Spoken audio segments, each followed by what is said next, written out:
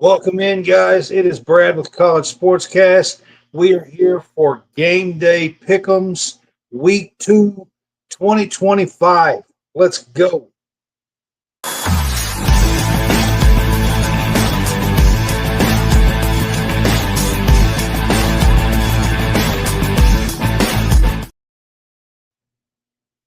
Welcome in, guys. It is Brad with College SportsCast.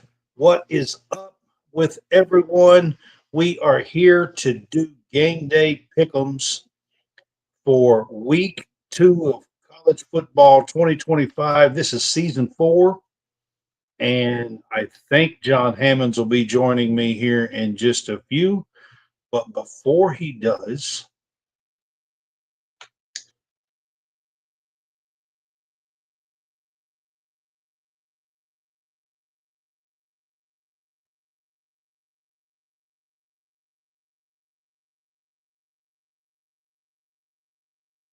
I am trying to get something up on the screen. Hang on just a minute.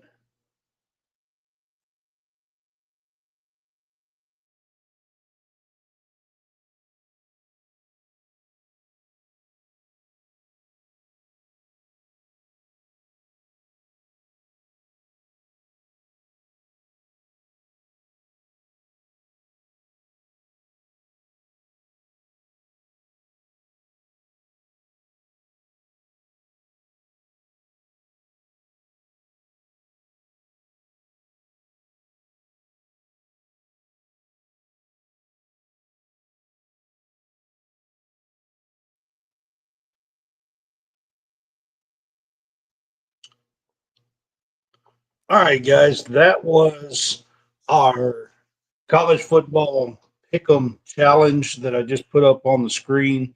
We have we have 6 people tied. They got all 8 games correct last week. John is one of those, and he is with me now. We also have 7 people who got 7 out of the 8 games right, and I am one of those. So it is very competitive. We have 12 people within shouting distance, and there's like 4 or 5 that got 6 out of 8 games last week. John, you happen to be one of the few on the top of the leaderboard. How you feeling in the Pick'em Challenge? I'm feeling pretty good right now, man. I mean, I feel like that, and it's sort of like kind of easy, kind of because you get to pick your own games. Yeah, but I also pick some hard ones as well. Like I've done a few this week to kind of give it a little bit more of a challenge. So hopefully this week I can come out unscathed. So hopefully we'll be undefeated this weekend. So it's a fun little deal to be a part of this. It was only $5 to join. There's 6 ways to win money. If you did not join this year before the season started, look for more fun things here. We will probably do a bowl season one. We might do a college football playoff one. We will probably do a March Madness one with Splash Sports. So check them out. They are going to be fun all year round, and just have a little bit of fun with you guys. But R. Higgins, Always Sunny, I think is a couple of them. John, I don't know. There's 6 people that got all 8 games right. John is one of those, and we will update this every single week. I did put it on the screen quickly, but we're going to move on from that. I did put up the Facebook. If you're with us on Facebook, we appreciate you. You can send stars or you can subscribe for just 99 cents a month. We would appreciate that. Also, like and follow. Also, subscribe. But like and follow if you are on YouTube. Like and subscribe. We appreciate you guys being with us. So just want to get that out of the way right off the bat. But we are here to do our game day pick'ems. It's just me and John tonight, guys. We're doing this show a little bit later. John went to some high school football game tonight and done a little bit of work on the high school football game circuit. So we are doing these just a little bit later tonight than we normally do. John, how was the high school football? Not great. let's just look at that. So John apparently doesn't want to talk about the game. Not exactly. Not exactly. All right, then. We would just move. We'll just move right along then. Yeah, I guess. Let's just move right along, Brad. All right, man. We have got 12 games for you guys tonight. We use DraftKings Sportsbook for these games. And the first game we are going to get to tonight, John, these are all Saturday games. The Friday games, the best game was James Madison versus Louisville. And I know James Madison scored first. I'm not sure what the score is right now. But I know they were ahead 7-0 just a little bit ago. But there just wasn't a great slate of games tonight. There was a couple of games last week. But we're going to start on Saturday games. And all of these are going to be Saturday games this week. I have picked 12 games for us. John, on DraftKings, Illinois is a 2.5-point favorite at Duke. And I think this one is the big noon kickoff. Is that right? No, I take it back. Iowa and Iowa State is. Yeah, Iowa State is the is the big noon kickoff. Yeah. They're the big noon kickoff, yes. Yeah, we're going to do that one next. But we're going to start with Illinois at Duke. Illinois is a 2.5-point favorite. And I'll let you go from there. Yeah, I mean, Duke went, 9-4 last year. And Manny Diaz's first season. It's Duke. It won 9 football games. That's not shocking. The program, I think, had won 17 their previous 2 years. But I feel like he could, can sustain that success. Beat Illinois, Brad, a really good Illinois team, and you're probably going to up the ante, Illinois whipped Western Illinois last weekend. Duke, I think they was tied at the half of Elon. Illinois has a really balanced offensive attack. Duke has a really good quarterback in Mensa. They're going to face a tougher challenge here. Illinois is going to be tested, especially it being a road game. But I think the experience factor with Altmaier, I think that carries them to a win in this game. I like Illinois here. I think they have to slow down Duke's passing game, but I think Illinois ends up winning this game because I think they have the better defense. So, I mean, Duke's head coach was a former Miami coach. He went 9-4, like you said, I think last year. And, I really think he's doing a better job than most give him credit for. He is. He's a really good defensive coach. He knows how to mix up some coverages. He knows how to mix up schemes. I think he's one of the best defensive coordinators in the country. Well, he's a coach now, but I thought when he was at Miami, he was one of the top coordinators in the country when it came to defense and trying to prepare for a game. And I feel like, he's going to do that this weekend, but I think Illinois is, like I said, their experience factor is going to be a major they difference. did bring a lot back. Illinois brought a lot back this year. They have a lot of experience on this team. And I think most thought that Illinois could challenge maybe for a college football playoff spot, to be honest. I mean, could challenge for it. I think they're ranked, what, like 11th in the country? Is that right? I believe so, yes. Um, I'm going to, on the road is a little scary here. Second game of the season, you really don't know full what these teams are going to be. Duke had a big win last week.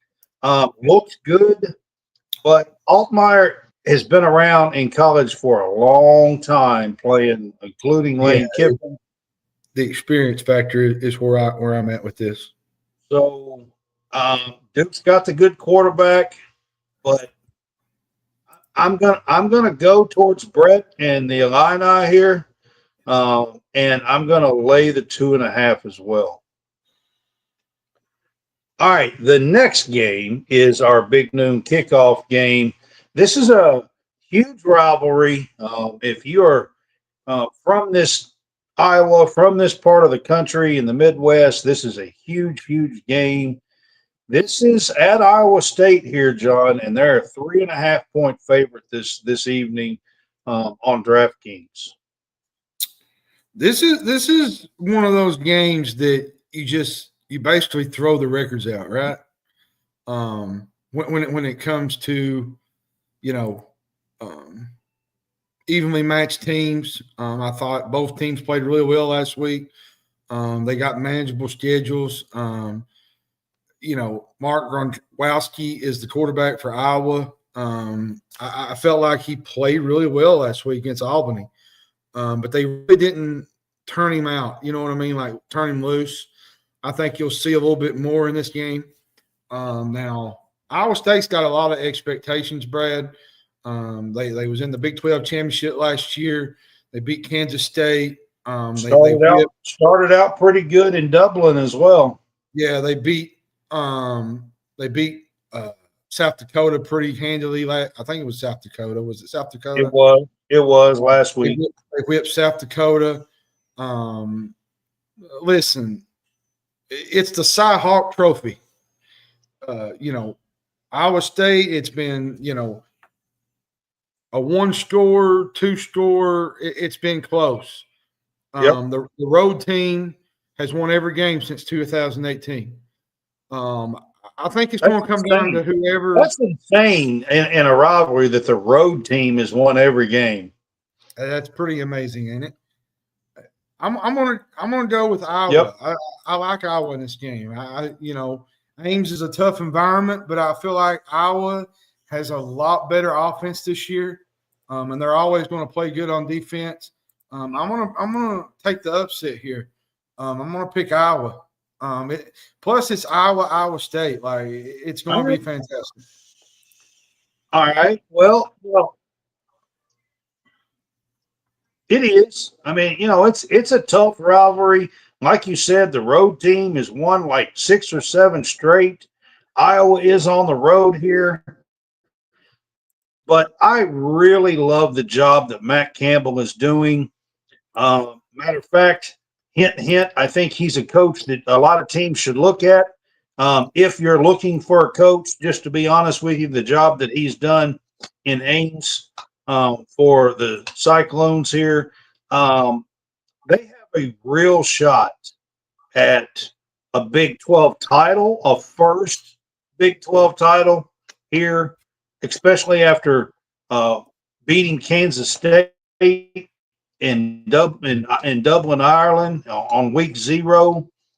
And Iowa, while they still have a great defense, John may be right. Maybe they're starting to get their offense worked out here.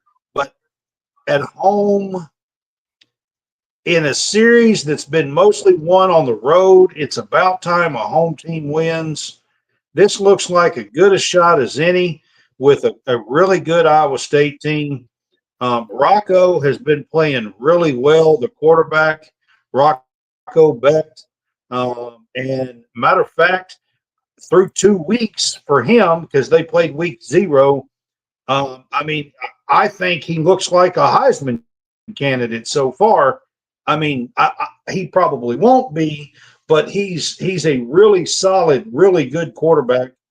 And I'm going to go with the Cyclones at home. I also am going to lay the 3.5 here, I believe, John. It's fair. All right, we are going to get to an ACC versus Big.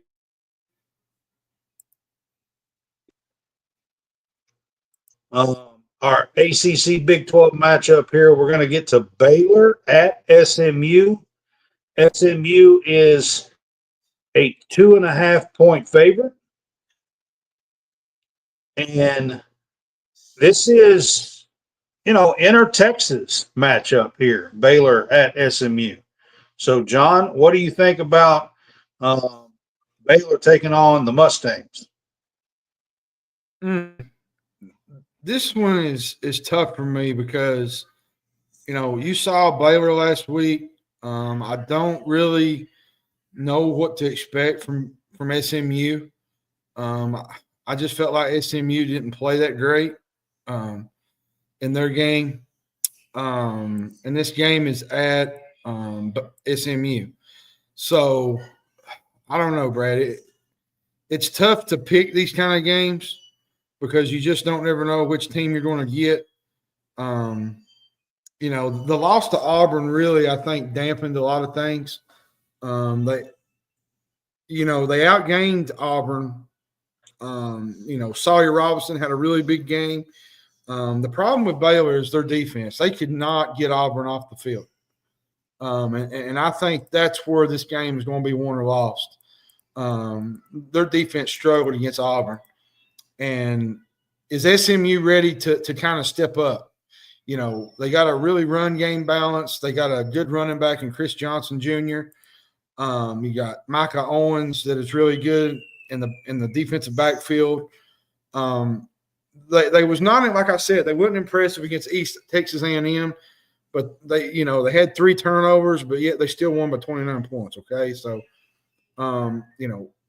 Baylor flashed a lot of offensive power against Auburn, but now they got to come back and they got to face a really good SMU team that can throw the football around. And their inability to stop Auburn was a big key for me. So I think I'm going to go with SMU here. I think I'm going to give SMU the 2.5, and I think they win this game. So I think everybody knows that I'm kind of a little bit of an SMU fan here that watches college sportscast.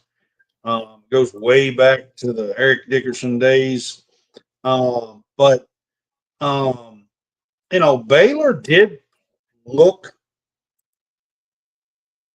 pretty good last week. I mean, outside of their defense. But I think that's where SMU is really, really good is their offense. Mm-hmm. And I mean, I love their coach. Here's another coach that I think is ready for a big time shot. SMU's, to be honest with you, and Baylor's coach may be on the way out, to be honest. If they can't bounce back after losing a tough home game last week versus Auburn and now here on the road at SMU, I mean, that's a tough way to start the season for the Baylor Bears. Yes. Tough turnaround. I mean, that's 2 tough games, against tough opponents, SEC, and then SMU on the road. And I really like their coach. I like SMU's quarterback. Like you said, they have a good running back as well. I'm going to go the Mustangs here and lay the 2.5 points. I just feel like SMU is kind of on the rise, and they coach and the program is on the rise, and Baylor just feels like they're going the other direction. So with that said, I'm going to take the Mustangs. All right, we're going to get to a real ACC matchup here, John. This may be the first ACC matchup of the season, I believe. I think this will be the first ACC matchup of the season. But it's actually, according to some, it's a non-conference game. How? That's what I asked. It might be. I don't know. I don't know how that would be a non. Neither one of them. It's not like either one of them was added to the ACC in the last 2 or 3 seasons or nothing. I don't know how that would work. But Yeah, it's a little odd, don't you but think? anyway, we have Virginia at North Carolina State. North Carolina State did win last week over Eastern Michigan by 7 at home. I think it was 24-17. And North Carolina State here on DraftKings this evening was a 3-point favorite, John. Yeah, I mean, I liked what Virginia done last week. They whipped Coastal Carolina, and I actually thought Coastal would have been, stayed a little bit closer. You had NC State, they beat East Carolina. This might be a fun game. NC State's got a really good quarterback in CJ Bailey. They got a good wide receiver in Wesley Grimes. Virginia's got a really good quarterback in Chandler Morris. He had a big game last weekend. I'll be honest with you. It is tough to play at Carter Family Stadium. It is. It's a tough place to play. This is a tough game for Virginia. And where I think, Virginia has absolutely improved, I do think this is a tough spot for them. And I think I'm going to take the 3 points and give it to NC State. Now, I will say, like I said, Virginia has improved. Their quarterback play has improved. But I think going into that situation at Carter Finley is a tough environment to play in on the road. They don't lose very often at home. You can even ask Clemson that. They don't lose often at home, NC State. Their coach has built a great little program there. I mean, John, you go back 4, 5, 6 years. I mean, they go 9-3, 8-4. I mean, just about every single year. They have a solid program. I'm not saying they're top notch, but they are a very solid, good program. NC State, the Wolfpack are. I'll be kind of honest with you. Dave Doran kind of puts me in the mode of Mark Stoops in a way. How he's kind of built the program up and kind of been, took them to bowl games, had opportunities to really do some special things there. So I feel like this is a no-brainer with NC State. I think they win this game, and I think they win over the 3 points.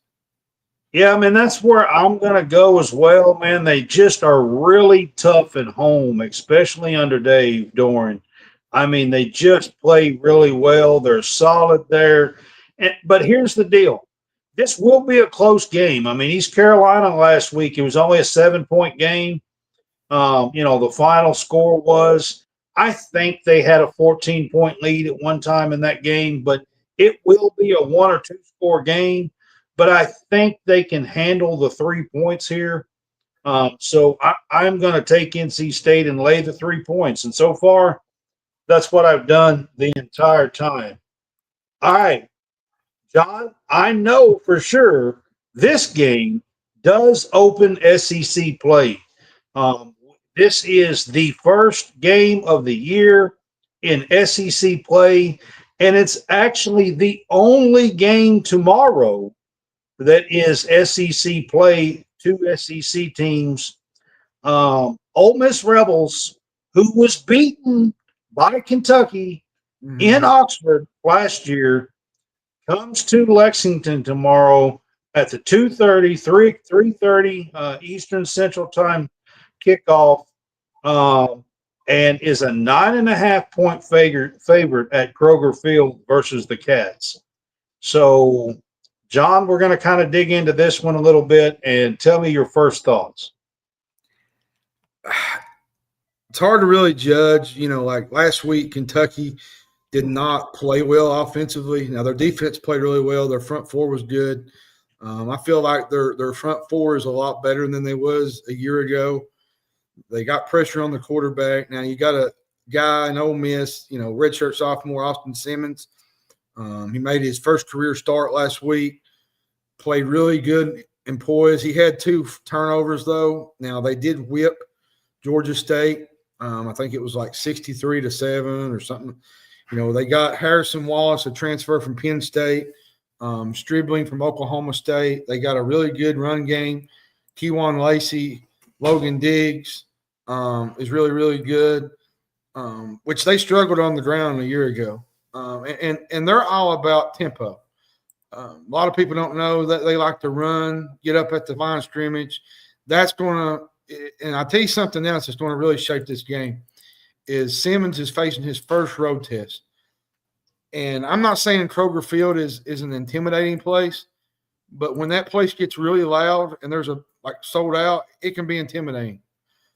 And it's a tough environment. Now, to be honest, this game really concerns me offensively. Calzada struggled. I think he completed under 40% of his passes. They didn't generate a lot of explosive plays. Kentucky's going to shorten this game, Brad. They're going to run the football with Dante Dowdell. That's what they're going to try to do. Ole Miss's front seven is really disruptive. They're fast. I'll say this. If Kentucky gets behind the 8-ball big, I don't think they have the passing game to get points. And Ole Miss has sit on this game for almost a year. And they've let it marinate.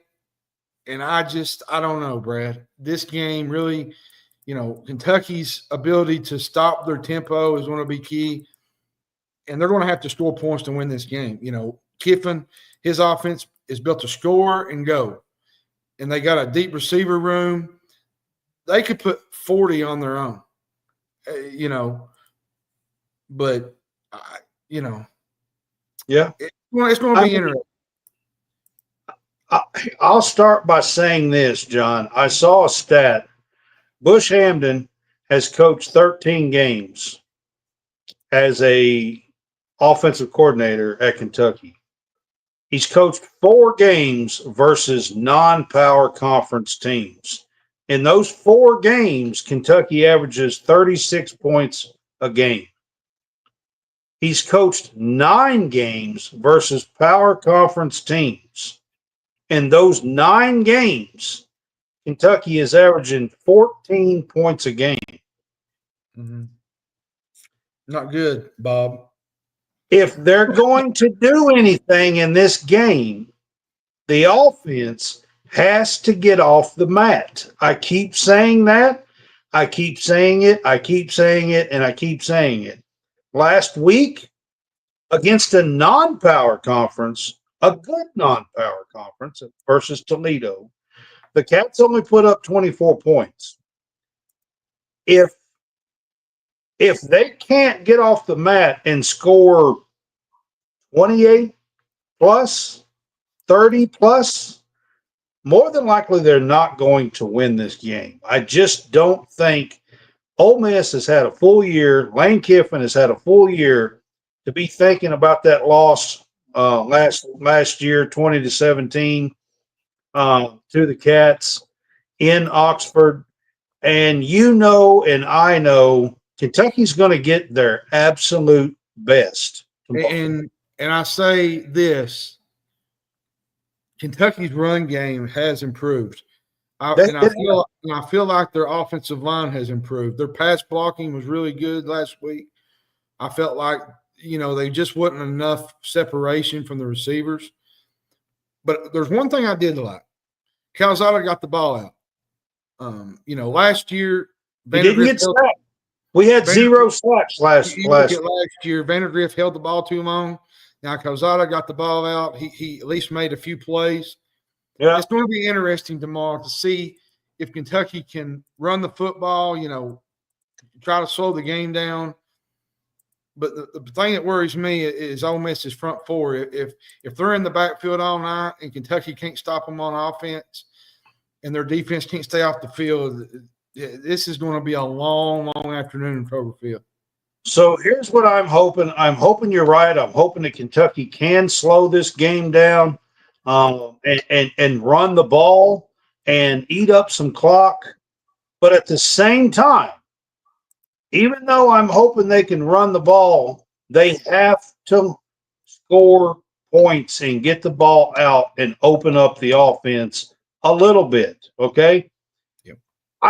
Kentucky's defense, John, looked the part versus Toledo. Now we're going to find out more tomorrow for sure. It's only the second game, so I'm not going to sit here and say that they have a stout defense yet. I'll say this to kind of go back on.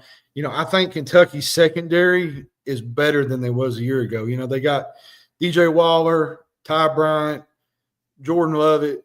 I think this secondary is much improved. Now, I think you're going to see that tomorrow. Now, how they do against Ole Miss, how they do against South Carolina, how they do against Tennessee. Now, you're not going up against Toledo or Eastern Michigan or Tennessee Tech. You're going up against teams that are fast, quick. Some of them use tempo. How do they respond? And, I'll say this to kind of end this segment of the Kentucky game. If Mark Stoops could win this game, you got Eastern Michigan coming up next weekend. Okay? If he can win this game, it will erase a lot of negativity. If you got Eastern Michigan next week, which is another gimme game that you should win, be 3-0, right? Say you beat Ole Miss. Yep. You change the whole narrative of the year, regardless of what you do against South Carolina, Georgia, anybody, because you got 3 wins, and then all you got to do is get 3 more. Possibly a Vandy, maybe a Louisville, which I don't think Louisville was great tonight. Louisville didn't look that great. I don't know who's winning, but you got an opportunity. So, to my Kentucky players, this is my call to you. Give it all you got tomorrow. Lay it all on the field, whatever it takes. Change the narrative. And if you win this game, you change all the doubt of the fans. Use your kicker tomorrow. Put points on the board. Do not get caught in 4th down stops. I think that's what hurt Texas at Ohio State last week. Use your kicker. Kentucky actually has a very good kicker with a big leg. They do. And use your kicker. Put points on the board. John, I'm going to say this on the show. John is actually going to the game tomorrow. So with his dad. Lucky me. John's actually going to the game tomorrow. So look for us to post a few things. John's going to try to snap a few pictures and stuff. So look for us to post a few things. I'm going to go this way, John. Ole Miss and Lane Kiffin could come in here and whip us. I'm not going to say they can't. They absolutely can. But 10 points, if you're telling me that they're going to have to win by at least 10 points, I think I'm going to take the Cats at home. I want to take Kentucky to cover. Yeah. And take 9.5 points here. You got to remember, this was probably the same line as a year ago. Yeah. I mean, it probably is. They're pretty close. I think it was like 7, maybe 8. Yeah. It's about the same line as it was a year ago. So, if you're telling me that they're going to win by 9, because Kentucky shortens the game. They run the football. They use the clock. They got a good defense. They're going to get very few possessions. And Kentucky's probably going to get very few possessions. But when you do get the ball, you need to score. That's the key. If Kentucky can get in the end zone and put some points on the board, I don't think Ole Miss can win by 10 plus. I really don't. No, I don't either. So give me the Cats. I think it'll be closer. So I'm going to take the Cats and the 9.5 points. All right, John, we're going to move on to another big game tomorrow. Another rivalry game here. Kansas is at Missouri. This is the border war. 6.5 point favorites for the Missouri Tigers. This is a tough one to pick, really. Yep. I like this Missouri team, but I just, they lost Luther Burden last year. This year they lost some key pieces, but they did You know, they brought back a really good defense. I think Kansas is 2-0. They beat Fresno State, then they beat Wagner last week. Jalen Daniels is a really good quarterback, and he looks like he's back to being Jalen Daniels. He can stay healthy. He's a good quarterback. This is the first time the border war has been held in Columbia since 2006. Ain't that hard to believe? Yeah. It's at Columbia, so it's a big deal. It's a big deal being at home, and they hate Kansas's these two defense is teams. really Hate good. each other. These fan bases hate each other. They do. It's a tough rivalry game, especially on the road. I think this is going to be a tight game. You know, Missouri's going to face a little bit of adversity. Kansas has a lot of experience. They're a lot better defensively team. You know, now let's be fair, Brad. They beat two inferior opponents, but I expect a low-scoring game with possessions to be at a premium in this game. I really love Missouri in this game, but if you're telling me they're going to win by 6, I don't know. I'm going to take Kansas to cover. I think this is going to be tighter than most think. With even if it being at Missouri.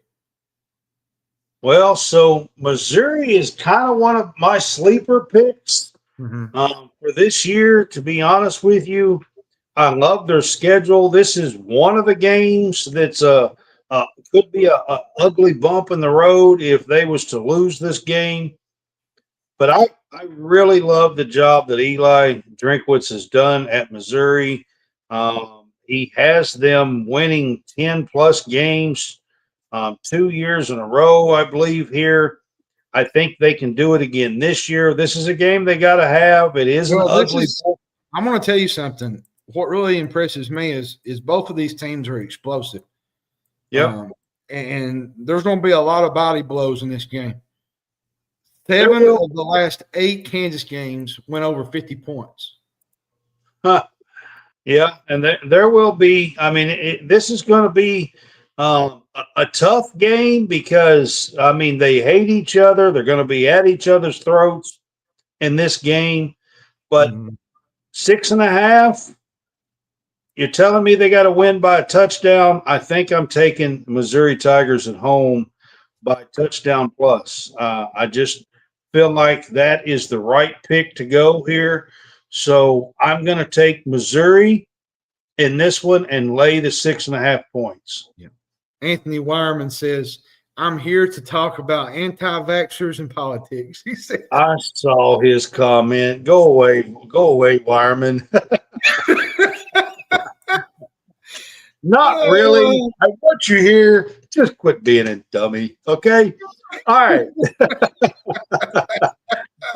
All right, man. We're gonna play USF, South Florida at Florida. South Florida coming off of a big win last week for that program.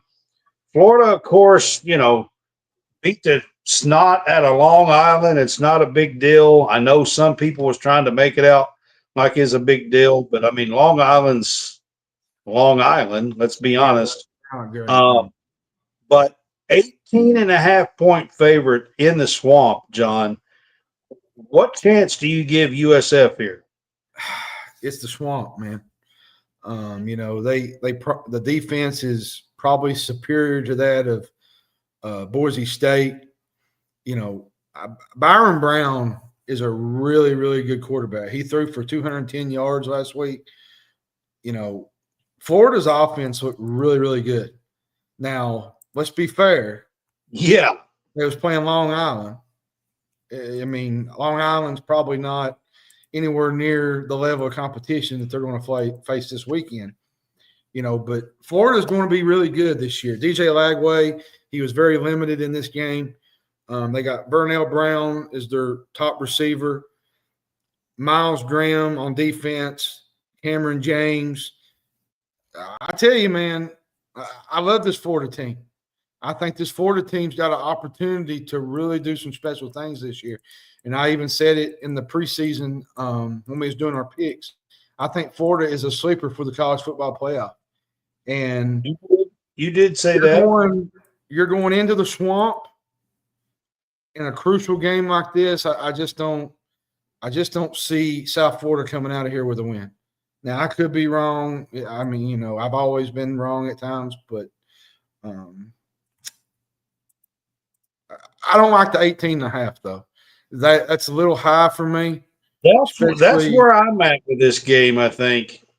I think I'm going to go with USF, and I'm going to take the points in the cover because I just think this is too high of a spread. That's kind of where I'm at with this game, to be honest with you. I do think Florida wins this game in the swamp, but man, you basically are saying they got to win by 3 touchdowns here. I mean, pretty close. I mean, and this South Florida team, like, I'm going to be honest with you. After last week, John, they have a really good chance if they can hold their own against Florida tomorrow. They have a good chance of maybe being able to be the top team and make, after Boise losing and stuff. I mean, maybe they could make the college football playoff with a great run because they do have a good team. They do. Yeah. So I believe I'm going to take South Florida and the 18.5 points here. I think Florida wins. I just think it's going to be like a 2-touchdown game, somewhere in that range. All right, John, we're going to get to a game. We don't always do these lower tier games, but again, we are talking about potential college football playoff. From the group of 5. This is 2 teams that I had when we did our group of 5 special, the best teams. And I think this is a very good, intriguing matchup tomorrow. WKU goes to Toledo. Of course, Toledo played Kentucky last week and played them to an 8-point game. WKU has smashed, a couple of games. Quarterback has played really, really well. Helton has done a great job there with this program. But I think Toledo is a 7-point favorite, John. What do you think here? Yeah, I mean, Toledo played really well last week. Tucker Gleason was, 57%. That's pretty good. 270 yards, but a lot of that was in garbage time, to be honest. We had 1 touchdown, 1 interception, and I think he had a rushing touchdown. Trainham was really good. He was really hauled in some passes. Junior Vanderross was good. I like this Hilltopper team. Maverick McIver is a really good quarterback. He's a quarterback, yeah. Jaden McGill was really good. Katie Hudson's really, really good. I'm going to be honest with you, Brad. This is a game that could go down to the wire. Maybe last possession. And I think I'm going to take Toledo at home, but I wouldn't be also shocked if Western wins this game. So I'm going to go with my heart here, guys. I'm just going to be honest with you. I think Western has a real good team this year. Western being Western Kentucky University. I'm only about 20, 25 minutes from campus here. My dad graduated from WKU a long time ago. I'm going to be a homer here. I know Toledo has a good team. I know Toledo's favorite. I know Toledo probably will win this game. But if I'm going to pick an upset this week, this is the game I'm going to pick. I'm going to take WKU here and the 7 points. And I honestly think WKU can win this game, John. Yeah, I'm with you. I think they got an opportunity to win this game. This is a game that if Western can get and then run through their conference schedule all the way to the second to last game, but when they go to the take on LSU on the road, I mean, this is a team that could be 10-2, 11-1, and maybe be in position of things here. So look out for the Hilltoppers, especially if they win tomorrow on the road against the Rockets. This could be a magical run for Helton and the WKU Hilltoppers. All right, John, this is the big game of the night. We are going to get to Michigan at Oklahoma. This is the big primetime game tomorrow night. Oklahoma is a 4.5-point favorite at home. And let's be honest, Mateer and the offense looked pretty damn good last week. They did. You know, Oklahoma was dominant. You know, they dominated Illinois State. Mateer set a school record. He surpassed, I think, Baker Mayfield. It's awesome, man. He was precise. He was 30 of 37, 92 yards. Lewis, their wide receiver, had 9 catches. Deion Baker was good. Their defense, I think, held Illinois State to just 8 first downs in the game. Now, they did have some guys out. They had Jaden Gibson was out. I think Jay Knott is questionable. This is a game that both teams are trying to get back among the elite. Yep. Well, I like the Sooners in this matchup because, you know, offensively, they got a more experienced quarterback. Bryce Underwood is just, I think, played his first game last week. But I'll give the edge to Michigan on defense. They got one of the best secondaries in the country. I think this being at home, expect this game to be really tight, Brad. I think this is a field goal game. I'm going to take Michigan. I'm going to take Michigan in the 4.5. I mean, that's probably the safe bet here. I just really like what I seen out of the offense last week. I know Michigan. I know this here. I don't think he's going to have as much success that he did a week ago because he's going I know Michigan's defense and their secondary is top notch. I get that. I do. And I do not expect him to be 30 out of 37 or nothing tomorrow. But if he could be 25 out of 37 tomorrow, that would be a great game. And I just have a feeling that this is the year with Mateer, bringing him in, the offensive coordinator from Washington State. I just have a feeling this is the year we're going to see a little bit of a resurgence from the Oklahoma Sooners. I'm going to take Oklahoma at home. And the 4.5 points does scare me a little bit. But I think I'm going to take the Sooners at home. I don't trust a true freshman quarterback. I just don't. Not in a hostile environment. I know he's good. I get it. And he will be probably a top-notch player in college football in a year or two. I know he's got tons of talent, but you're talking about the very first time this kid's going on the road at Norman, Oklahoma. I mean, it don't get much tougher. Boomer Sooner, baby. I mean, Boomer Sooner on this one, guys. All right, John.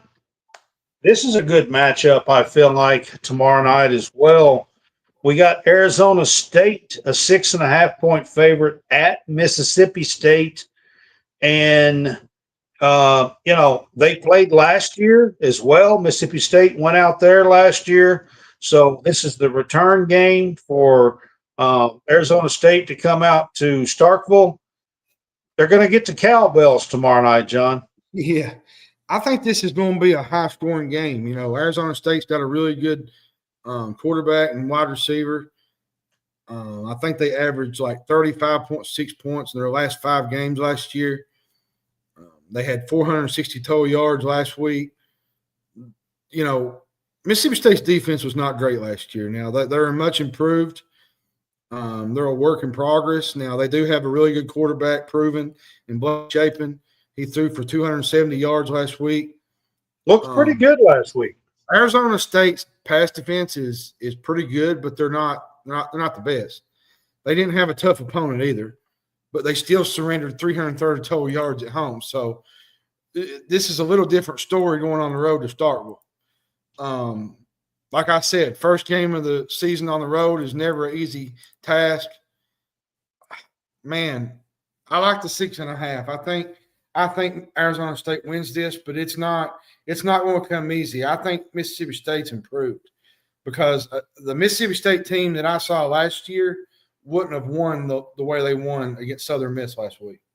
No, they looked pretty good against. I mean, they kind of had a slow start. I think it was 10-10, but then they kind of turned on against Southern Miss last week and looked pretty good, John. They did. I thought they did. You know, Jordan Mosley is really good receiver. Brennan Thompson is really good. He was a transfer from Oklahoma. Their biggest weakness, like I said, was their defense. Now they got Red Hibbler. That's his name. He's on the defensive side of the ball. You know, he played for NC State last year. They got the tackling guy, their tackling leader back, Isaac Smith. They're an improved team. You know, like I said, Blake Shapen, he missed more than half the year last year. They also brought back their top running back. I think this is a dangerous opponent for Arizona State. And I think Arizona State is not going to be able to just go in this game and just do what they want to do. They're going to have to really win this game. They're going to have to grind it out and win this game.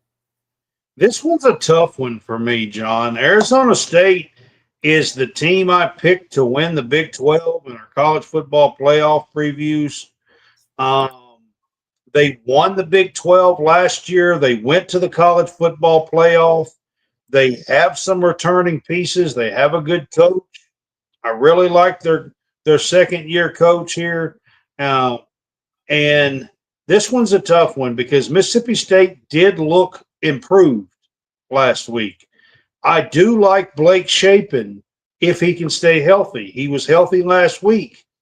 If he can stay healthy in this game, it will definitely help the Bulldogs here at home in Starkville. But, man, I love Arizona State's quarterback. He was really good last year. Sam is their QB. What's his last name, John? I'm trying to think of it. Shoot. I can't think of it off the top of my head, but Sam Leavitt. Levitt, yeah. He is a good quarterback. I really like this Aztec team. Aztec. You mean? I mean Sun Devils. I don't know why I said Aztec.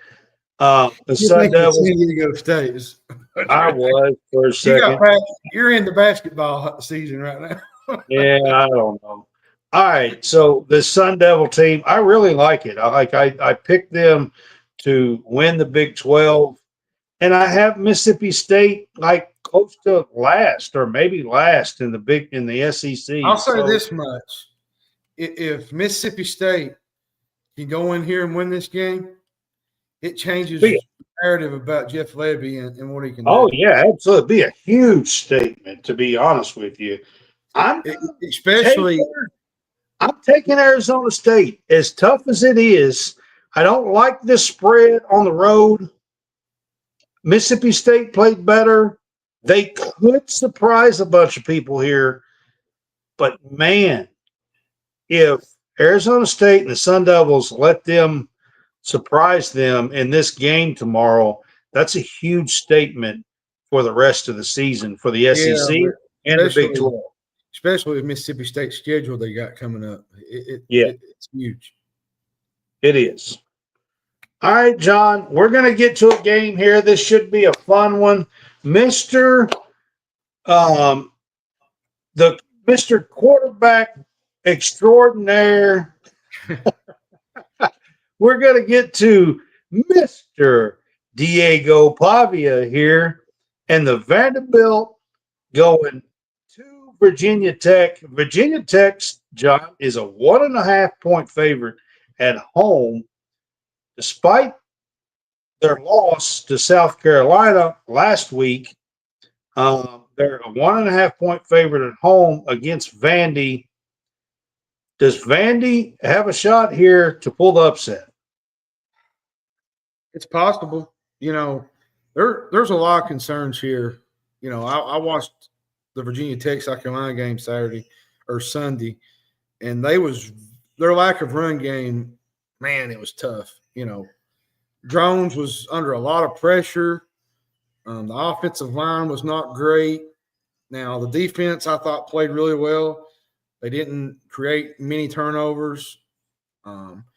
If they fail to they got to put some pressure on Pavia. If they don't, their secondary is going to be hurting.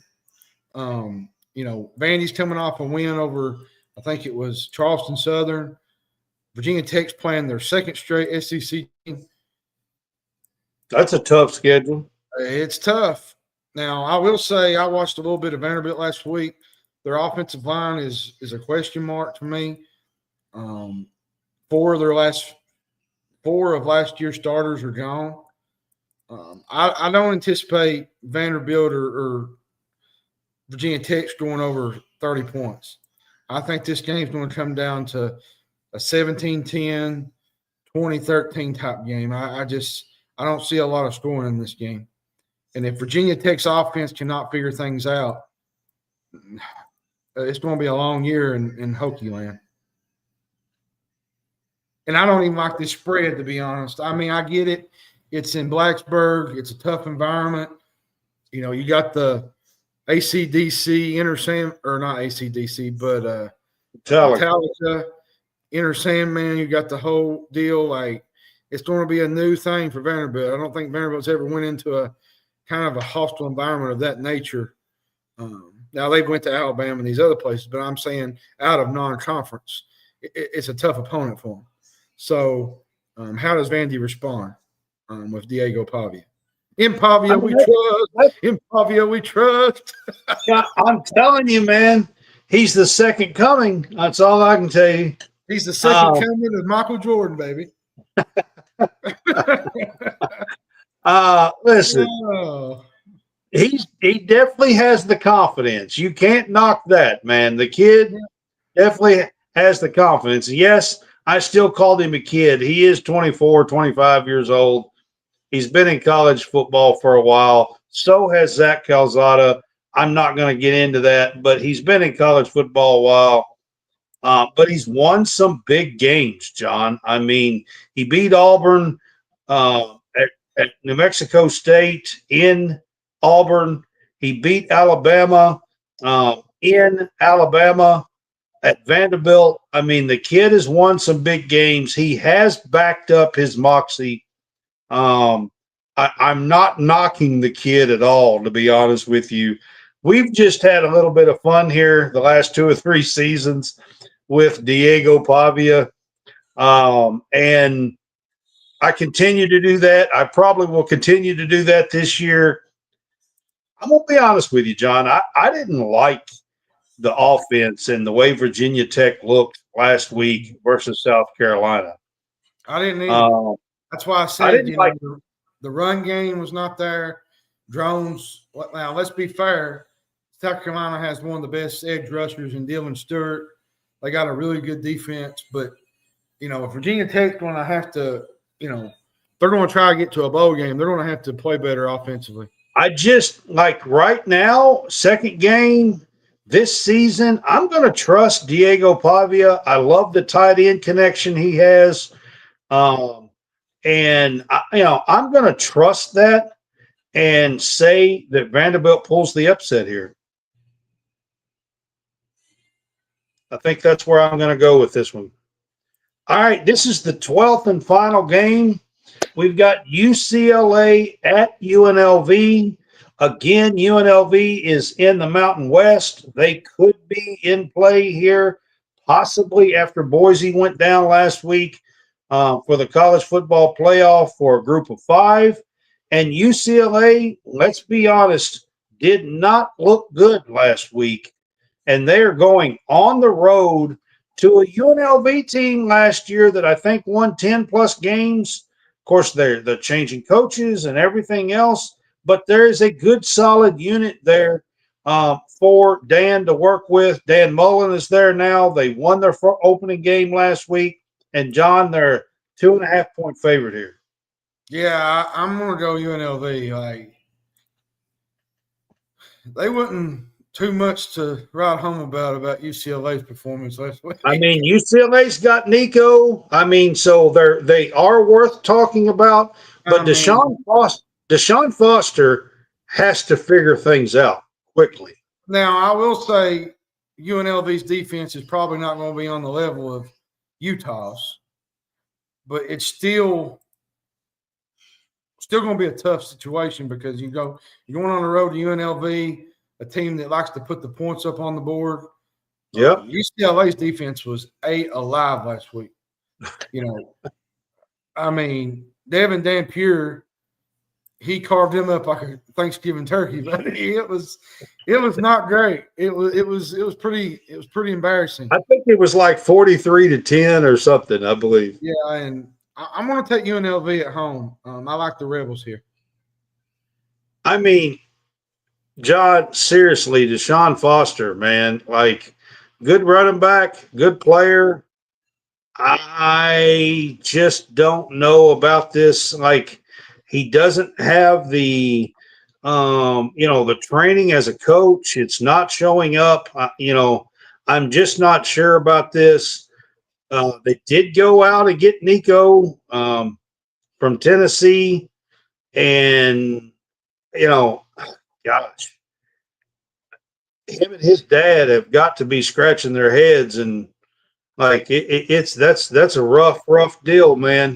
Going from Tennessee to a team that gets drubbed by Utah, and now on the road at UNLV and as dogs. UCLA from the Pac-12 is now in the Big Ten. They're a power conference on the road as dogs here. By the way, just so you know, the Kentucky spread has went down to 8.5. Okay.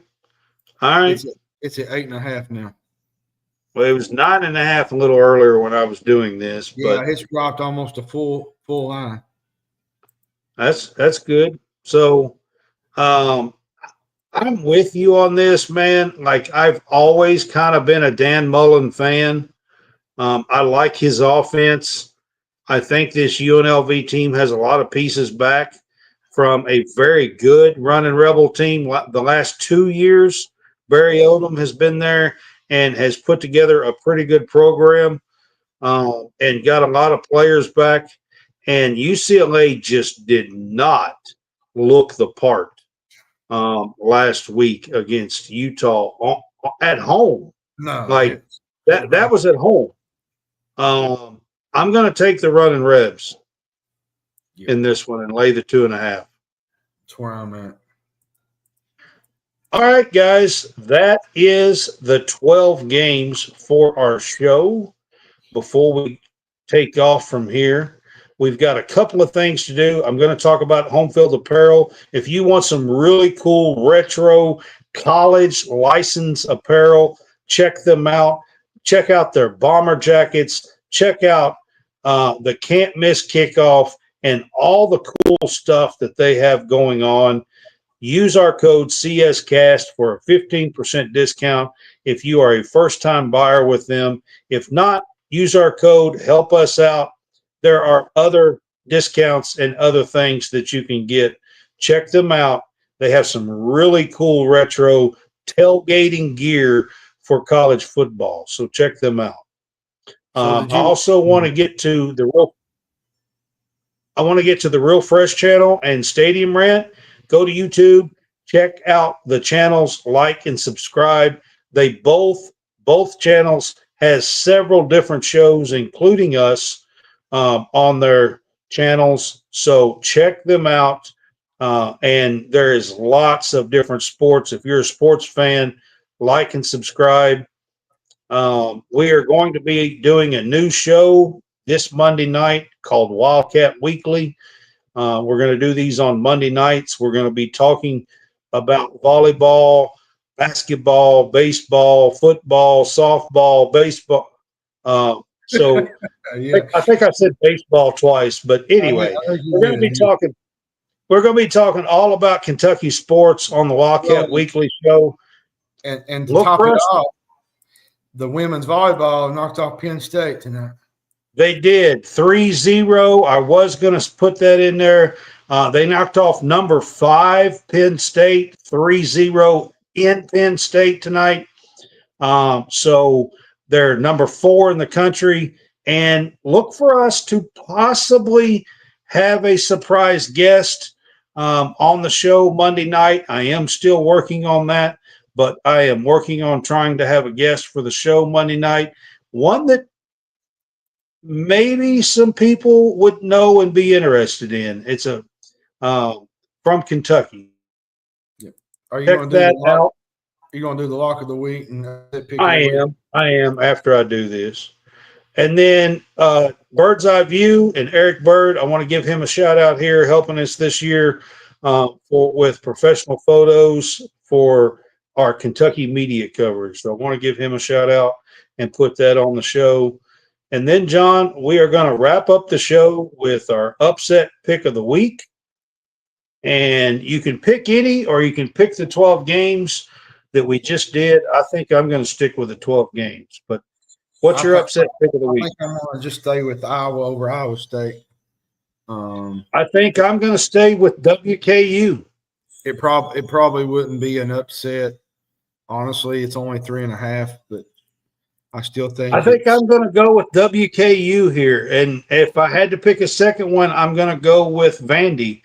I think those two could be upsets. I really don't feel like Vandy is that big of an upset. Mm-mm. But WKU, if they could beat Toledo, would definitely be an upset of the week. My lock of the week is probably going to be Penn State, 43.5 points over Florida International. I think they're going to beat them by more than that. I mean, gosh, yeah, that's probably a definite good pick there for a lock. Yeah, they're probably going to smudge that game. So either that game or Texas and San Jose State. San Jose State's probably walking into a buzzsaw after Texas losing last week. So, well, if I am picking from the games that we have and that we went through here, I think I'm going to go SMU over Baylor at 2.5 and do that as my lock. that would probably be another one. And that Yeah. Alabama line's interesting, especially with them losing last week, 35.5. So, Yeah. How do they respond after the week they've had? That's where I'm at. It's Right. I got you. All right, by, man. By the way, before we go, I was going to ask you, did you see that spitting incident last night? I did not. I heard about it, but I did not see anything on it.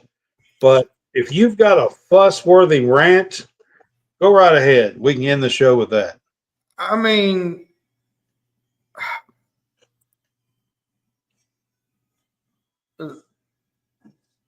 I don't know, Brad. So tell what happened. Jalen Carter, the Philadelphia Eagles. The incident was what actually really happened. The exchange occurred. I think it was between Dak Prescott and Jalen Carter. Prescott looked like he spit in the direction of the Eagles defense, and then Carter did not like it. And he went back and he went over to him and they got in each other's face. And, he ended up spitting on Dak Prescott in the face. There's no. Got a penalty to start the game. Guys, this was before the game ever even started. Well, the thing is, no matter what happened between them, he was going to be one of their main guys. And now he's probably looking at a 2-game suspension. And when they needed him the most, he gets ejected. They was early on, they got gashed by the Dallas running game. They had, I think, 2 rushing touchdowns. Just absolute stupidity. Yep. Honestly, in the heat of battle, he's had 5 unnecessary roughness penalties. And then he had this. He lets his emotions get the best of him. Former Georgia Bulldog championship, Jalen Carter. Well, and he had the whole thing with the car crash at Georgia. That had a lot to do with him falling from a top pick. It did. He's had a couple incidents on the field. He's had some off the field. He's had some unsportsmanlike penalties. I think he smacked the helmet of a tight end last year, the Steelers. You just can't do things in that situation. And Jalen Carter knows better. He had the situation, like I said, at Georgia where the crash happened. There was a lot of off-the-field stuff that happened with him that forced him not to get picked high. Eagles took a chance on him. And then you have this incident kind of blow up where you spit in a guy's face. Like, what gets you to a point to where and I understand people saying, well, Dak Prescott did it too. Well, Dak was not spitting at the team. He was spitting on the ground. Like, Dak's always done that before he goes in the huddle. He's just been Dak's Dak. That's just who he is. And then Jalen gets mad and he goes up into the huddle and he gets in his face. But what makes it so bad is the fact that Jalen was standing there and the referee was standing right there looking at him. And he did it anyways.